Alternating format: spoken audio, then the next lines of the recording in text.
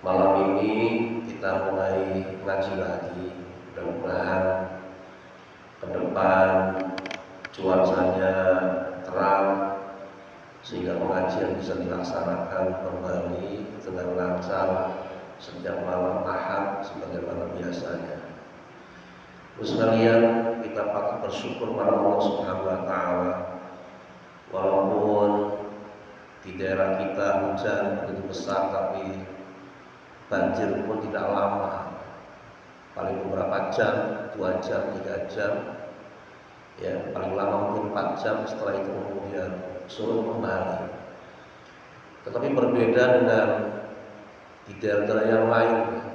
Di Jakarta hari ini, Jakarta di Indramayu, ya, dan beberapa tempat lain, itu banjir itu nggak cukup sejam 2 jam, tapi berjam-jam.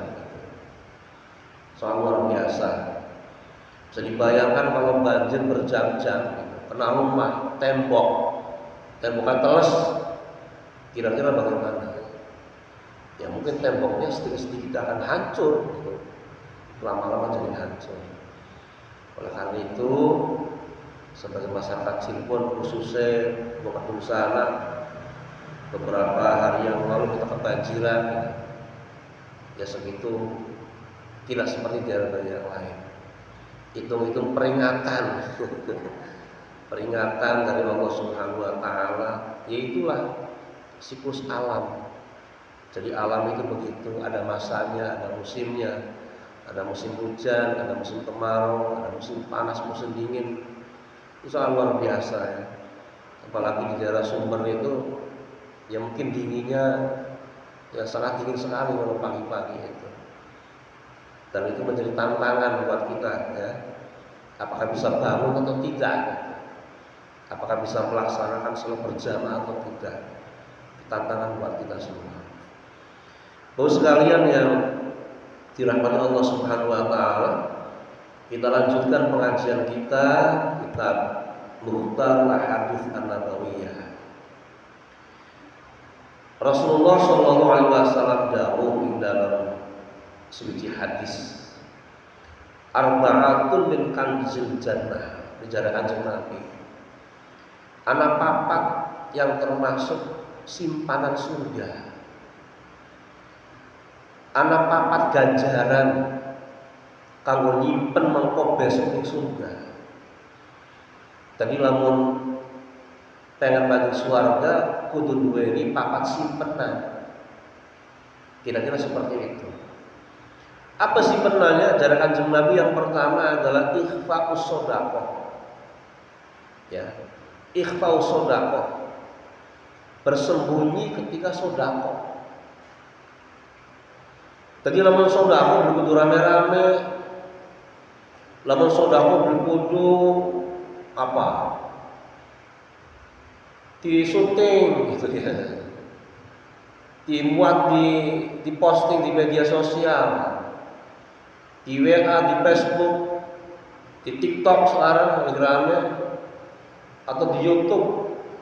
Sedekah sekian juta di syuting kemudian disebarkan pada orang lain. Tidak harus begitu. Apalagi dibuat dalam acara-acara televisi, dalam infotainment, para artis-artis kita itu korban di syuting, ya, sedekah nyumbang emas di syuting, disebarkan orang lain. Bukan nggak boleh, boleh, tapi yang dikhawatirkan adalah takut-takut nanti keikhlasannya berkurang. Itu yang ditakutkan begitu. Rianya nanti muncul. Oleh karena itu maka ajaran Kanjeng Nabi, satu di antara yang 4 termasuk tabungan surga itu adalah ikhfaus shadaqah. Kalau sedekah sembunyi-sembunyi. Tidak harus orang lain itu tahu. Yang penting dirinya dengan Allah saja yang tahu itu. Kudu wong saja yang tahu, ya. Seperti itu kira-kira, ya. Jadi yang pertama ajaran Kanjeng Nabi ikhfaus shadaqah. Kalau sedekah sambil sembunyi-sembunyi. Kudu rame-rame gitu. Bapak di masjid. Ya misalnya apa? Misalnya semen 50 sak, ya disodakoi atau dibantu oleh Pak Anu. Nah itu dikhawatirkan nanti kalau mendengar pengumuman itu nanti ikhlasnya akan menjadi luntur ya. Oleh karena itu yang paling aman adalah ikhfa'us sodako, samar. Jadi kalau sodako mendingan samar-samar. Orang lain tidak harus tahu. Yang pertama tabungan surga itu, begitu ya. Yang kedua dari Kanjeng Nabi adalah waqitmanul musibah. Ganjaran kang bakal ditabungaken kanggo di surga adalah waqitmanul musibah. Kalau ada musibah disembunyikan, tidak usah diceritakan kepada orang lain, gitu kira-kira seperti itu ya. Ya, tidak harus diceritakan sama orang lain. Kunci bakal musibah, bakal lagi sedih, dikandak-kandakaken. Tapi bakal lagi bakal lagi seneng rezeki akeh, mau dikandak-kandakaken. Belum mau konon maksudnya begitu. Kang sedih-sedih aja dikandakane wong, apa sebabnya? Bokatan wonge melu-meluan sedih begitu ya. Begitu. Tapi itu berat ya. Berat. Nah, makanya saking beratnya maka jarak Kanjeng Nabi itu termasuk tabungan surga. Kena musibah beli kandang-kandang, kena bencana beli kandang-kandang sebagian baik. Begitu, beli kandang-kandang. Ikhlas begitu. Oh ya, berat sekali begitu. Jadi yang kedua ini termasuk amalan yang paling abot ketika ada musibah disembunyikan. Orang lain tidak harus tahu. Sebab kalau orang lain tahu, melu-meluan mikiraken. Gara-gara ira ngomong sedih-sedih, isune melu repote bae, kira-kira seperti itu. Begitu ya. Jadi gara-gara cerita yang sedih-sedih, cerita musibah kepada orang lain, orang yang diceritakannya setelah mendengar cerita itu merasa sedih begitu. Melu pusingi bae, melu sedih bae, gitu ya. Oleh karena itu maka yang kedua ini termasuk amalan yang berat ya. Berat sekali ya. Berat maknanya saking abote jarak Kanjeng Nabi termasuk tabungan surga gitu. Terus yang berikutnya adalah wasilaturrahim ya. Yaitu menyambungkan silaturrahim. Aja ibu amuan sing akur karo sedulur, sing akur karo tangga, sing akur karo tangga batu. Aja musuhan. Gitu. Aja musuhan. Ya. Oh, gara-gara ayam nembelek misalnya. Ya, gara-gara ayamnya nembelek ning lantai, ning tekel, ning kumbang, liwat. Jangan sampai begitu ya. Jangan sampai begitu ya. Begitu. Jadi menyambungkan silaturahim. Nah, pengajian yang malam Ahad ini itu juga dalam rangka apa? Dalam rangka silaturahim, kang ketemu dan dia ketemu kuat keduluan itu ya. Itu yang keberapa?